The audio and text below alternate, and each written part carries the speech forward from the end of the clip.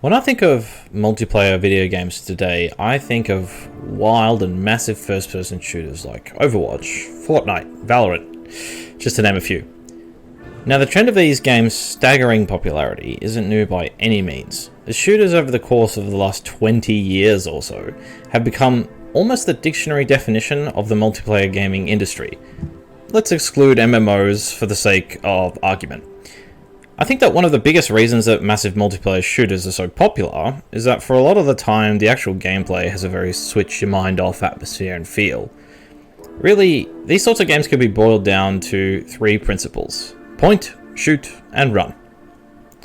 Payday 2, otherwise known as Criminal Simulator, is a first-person shooter with both solo and multiplayer components, which have provided me and my closest friends with hundreds of terribly fun-filled hours of pointing, shooting, and running. However, what Payday 2 has over bigger first-person shooters is the high degree of teamwork required to maximize the fun and profit of the multiplayer component. Although the Payday franchise isn't as popular as it once was, at its peak it pioneered the heisting genre, which was both fun and complex. These two traits allowed the game to tickle two separate fancies in my mind: the aforementioned switching off, and the other part of your mind which appreciates a good challenge now and again. The heists in Payday 2 embrace a tight balance of fun and challenging by not making the mistake of accidentally becoming a puzzle game. I personally don't enjoy puzzle sections in video games, period, but Payday 2 transforms what it means to be a puzzle section. How does it do this? Well, planning, executing, and then successfully escaping a heist is the puzzle. The primary obstacles of these crime puzzles lies in figuring out the best method of approach, memorizing the patrol routes of guards, all while simultaneously being wary of being seen by a civilian on the street and any one of the 5 million security cameras that vigilantly watch the site of your grand prize. The challenge lies in perfectly timing which one of your group of 4 players is responsible for sneaking past 17 guards and disabling cameras, while someone else is prepared to answer the pager whilst also carrying a bag of cocaine on their back. The challenge lies in each one of the 4 players understanding to a high degree what their precise roles are in the heist, and for your crew to arrive at that level of readiness to steal 16 money bags out of a stereotypically big round vault door will require pre-planning. Communication and cooperation is encouraged by the game, as the more people who are left standing by the end of the heist, the more loot you'll have the opportunity to carry out of whatever fine, completely safe establishment is holding it.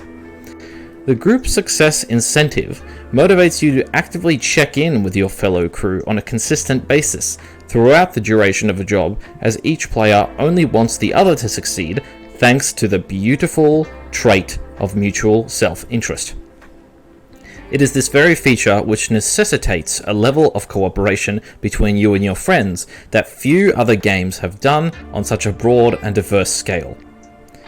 Not primarily known for its recently added story mode, if you can even call it that, Payday 2 fits all playstyles and skill levels thanks to its fair and balanced difficulty scaling.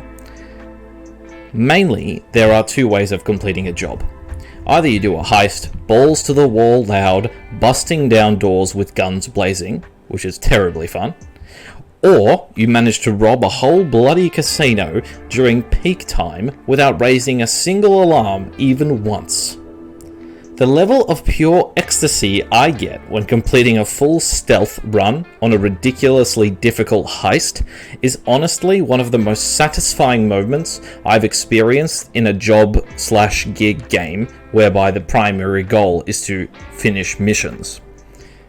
I never really thought about it too often until writing my script for this video, but let me ask you this. When was the last time you were playing through a Call of Duty campaign, and when you completed a mission for the first time, you felt like you'd reached Cloud 9? Normally, you'd think this feeling is only possible during a successful attempt at completing the Halo 2 campaign Deathless run and with all the skulls turned on. But this isn't the case with Payday 2, as not only will you reach Cloud 9 when you rob a whole ass Metropolitan Bank blind, But if you should choose to repeat the heist, I can say with confidence that perhaps adjusting for the difficulty settings, you will have fun each time you repeat a job, stealth or otherwise. Payday 2 has many features which contribute to its staggeringly massive level of replayability. The biggest feature has got to be the 7 difficulty levels which you can choose to complete a heist under.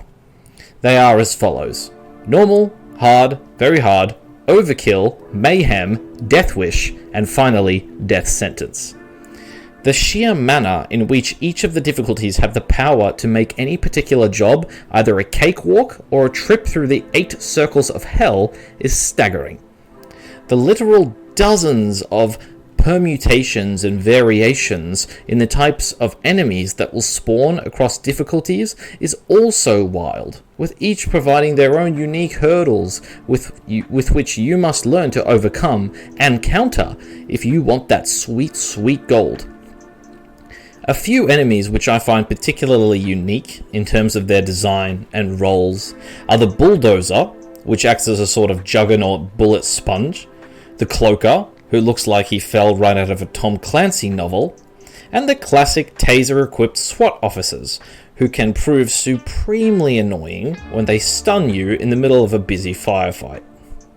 The second and perhaps more rewarding replayability feature exists through the medium of achievement hunting.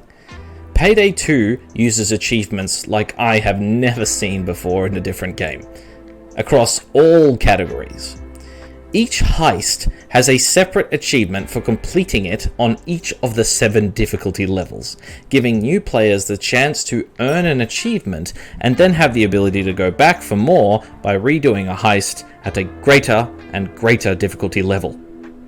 The more unique and rare achievements set hundreds of very specialized challenges, which can have some interesting caveats that will test your patience, but not in an impossible way, like the freaky Halo challenge I mentioned earlier.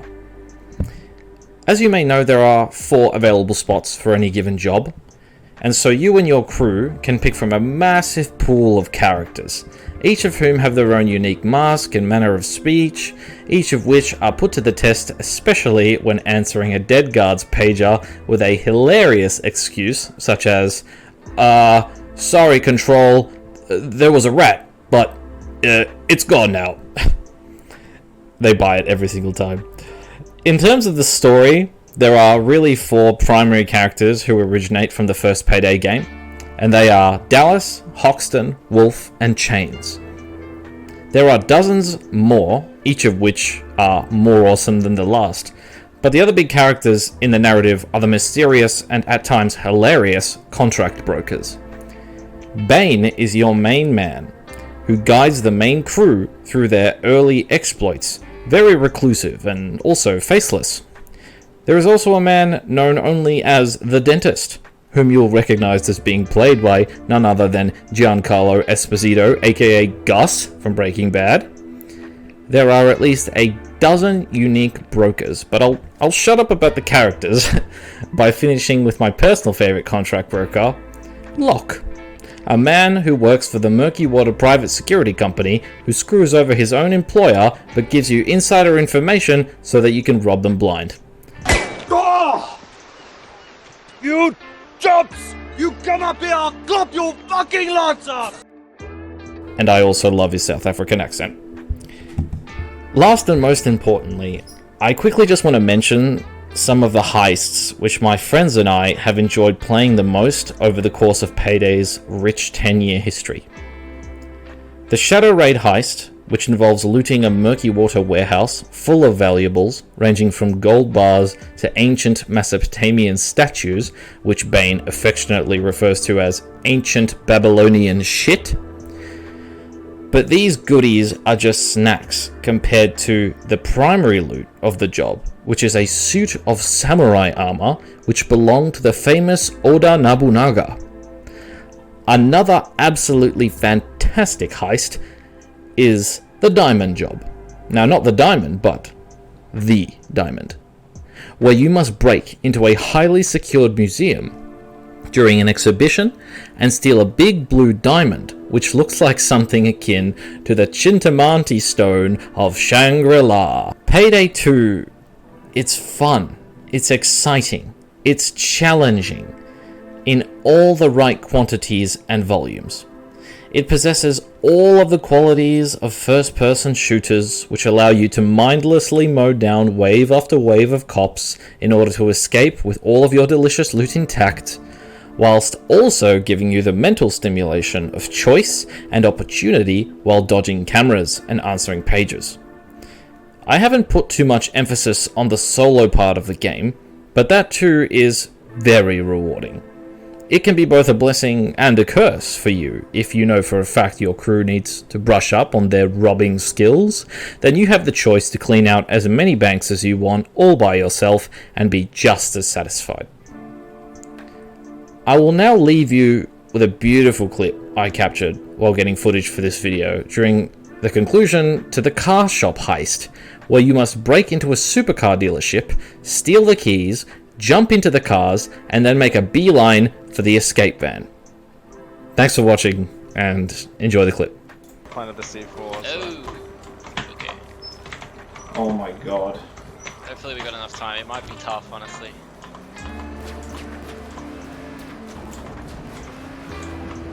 Okay, I'm on my way.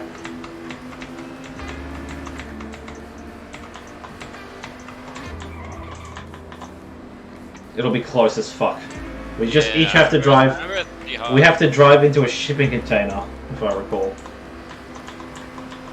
Oh fuck! I crashed. That's not good. Be careful. 1 minute. Seconds. Oh, I crashed!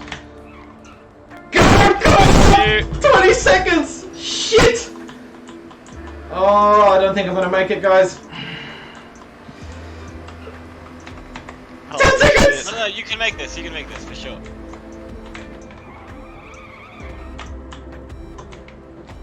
Run!